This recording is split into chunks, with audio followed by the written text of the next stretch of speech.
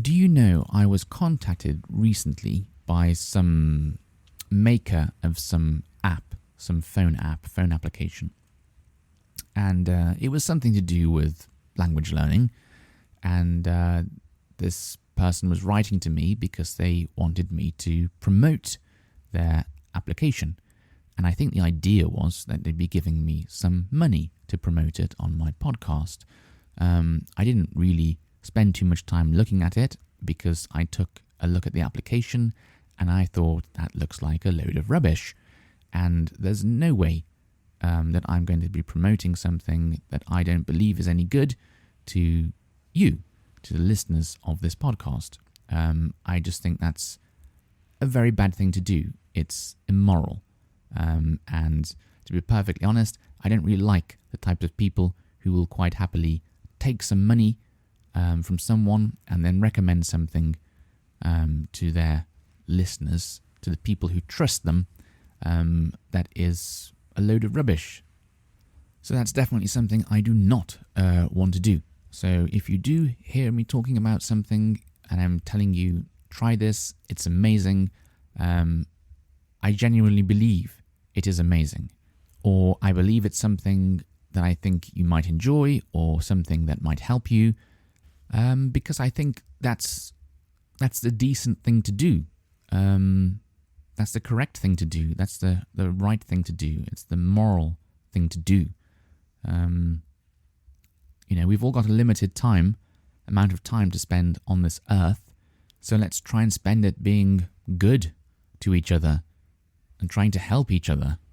And part of that means not taking money to promote something that you don't believe is any good.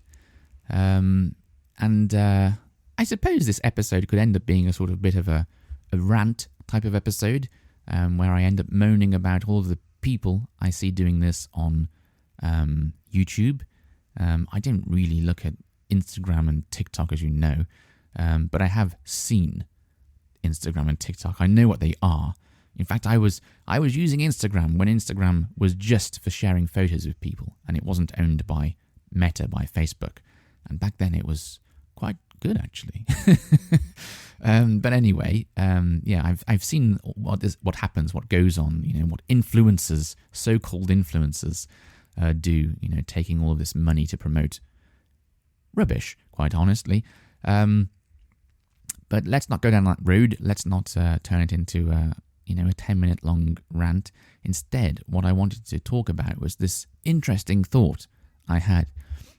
So this person was offering me this money to promote their app, which I thought it was about language learning, and I thought, it's not really going to help anyone learn a language, is it? Which is why I wasn't interested. But then I thought, well, hang on a minute. How much money is being offered? And do I have, a point in which I would say, wow, that is so much money, I'm just going to have to take it, and I'm going to have to promote this thing that I don't believe in to you because the money is worth so much to me. Don't worry, that hasn't happened. But I just thought it was an interesting thought. So, I mean, when I talk about if I rant about these people, if I moan about these people, if I complain about these people who are, making money promoting something that's a load of rubbish, and they know it's a load of rubbish, and I criticize them and I say they shouldn't be doing that, I'm assuming that they are, like me, reasonably well off. I would say I'm reasonably well off financially. I don't have an amazingly well-paid job. I actually get less money than the average wage in the UK. But I don't really have anything to complain about. I feel like I've got pretty much everything I need. Maybe that's just my way of looking at things. I've got how old is my car now? I don't know. Is it 16 years old, 17 years old? I don't even know. I don't really care. Some people are obsessed with buying a brand new fancy sports car or something like that. I've got this tiny little Japanese K car that didn't cost very much, and I'm perfectly happy with it. So maybe I feel wealthy because of my mentality, my way of thinking. But anyway, I'm assuming that these people who I'm moaning about are also like me. You know, they're wealthy. They have enough money, but maybe they don't. What happens if these people are, I don't know, they're struggling to buy food, for example? I mean, given a choice, if I was in that situation, I would have a hard time knowing what to do. I mean, I don't know. I think my morals, you know, my sense of justice, my sense of like what's right and wrong is quite strong. And I would like to say, like, you know, even if I'm hungry, I'm not going to lie to all these people. But I don't know. I've never been in that situation. I can't imagine what it's like. It must be terrible. You know, not being able to buy food when you're hungry. So I don't know. Maybe you would look at it and think, well, you know, it's not something I believe in, but it's not that bad, is it? So in those circumstances, I could forgive someone, I think, definitely, for just advertising a product they don't really like. It's not even a crime, is it? You know, it's not terrible. So yeah, if they were in need of food, then yes. But then I started to think, okay, well, what about me personally? Like I said, I think I've got everything I need, even though, you know, I don't have an amazingly paid job or anything like that. I don't have fancy sports cars and whatever else it is that people seem to covet, that people seem to really want. But I started thinking, like, what if they were saying, like, here's £1 million to advertise this load of rubbish to your listeners? £1 million is a lot of money. It is an awful lot of money. And if I'm honest, I think it would be hard to say no. But the way I would justify it, like in my mind, the way I would justify it is, hang on a minute, £1 million. I can do a lot with £1 million. And I'm not talking about, you know, going out and buying a sports car, something silly, or like a big fancy house. What I'd like to do, if I had loads of money, was maybe like make a company and make something good and just give it away for free. I don't know. It could be anything. It could be it would likely be some software, because that's me. I'm a programmer. I'm a software engineer.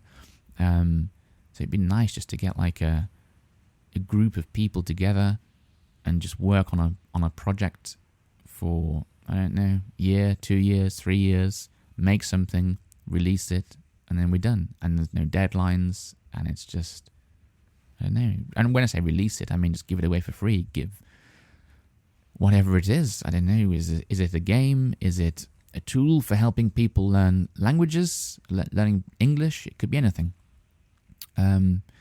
So in that sense, it becomes a bit harder to say no, because you think, well, I could, you know, deny the request. I could say, no, thank you. I don't want £1 million. Actually, £1 million isn't as much as it sounds these days. So let's go crazy. Let's say £10 million, and say, no, thank you. I don't want £10 million. My moral compass is so strong. My desire to do the right thing is so strong that I can even turn down £1 million, as if £10 million, as if it was nothing at all, just because I do not want to promote something that I do not believe in. I didn't know if I could do that for that kind of money, to be perfectly honest. So I'm sitting here and I'm talking to you and I'm saying, you know, I would never do that, and isn't it awful, and all this kind of stuff. I mean, realistically, this is never going to happen. Who would want to pay me £10 million to try and promote a product on this podcast that I don't believe in? It would never happen anyway. But so it's all just a load of nonsense. It's all just imaginary.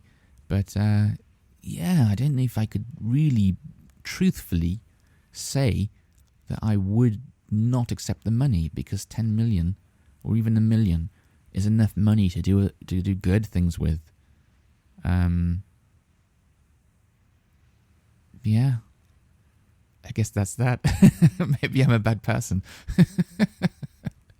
I don't know. Ask yourself the same question. What would you do? What would you do if you had to, like, sort of? I mean, it's to be to be perfectly honest, it's not too dissimilar to some people's jobs. Some people are salespeople, for example, and they have to go out there and they have to try and convince people to buy their company's product.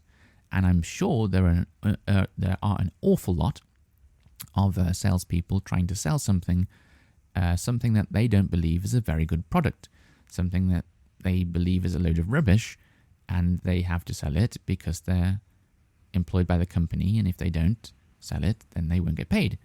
So yeah, there are people doing this all the time, all over the world.